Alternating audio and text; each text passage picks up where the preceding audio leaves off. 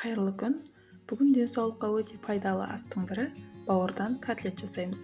Әсіресе жүкті және емізулі кемшіліктердің гемоглобинін көтеруге өте жақсы көмектеседі. Ең алдымен бауырды жуып тазалап, ет тартқыштан өткіземіз, немесе мен секілді блендермен езіп аламыз. Содан кейін үстіне сүт және 2 жұмыртқаны қосып, жақсылап араластырамыз. Негізінде біздің үйдегілер бауырдың өзін пісіргенді онша ұнатпайды.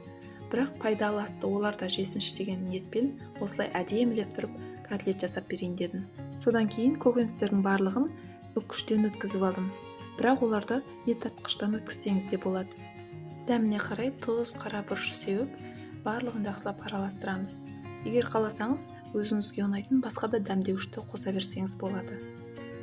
Сұйық май құйып араластырамыз да, ең соңында ұнды електен өткізіп саламыз.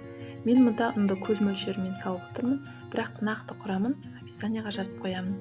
Қызып тұрған майға өзіңізге ұнайтын формада котлеттерді құйып шығасыз.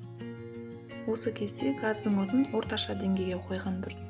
Сол кезде котлеттердің арасы толығымен пісіп шығады. Екі бетін аудара отырып, қызартып пісіріп аламыз. Менде осындай котлеттер шықты, арасы да толығымен піскен, дәмі өте керемет болып шықты.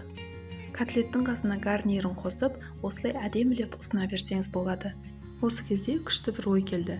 Мына котлетті пайдаланып, ерекше дәмді бір нәрсе жасайын дедім. Оның не екенін келесі видеода айтатын боламын. Менімен бірге болыңыздар.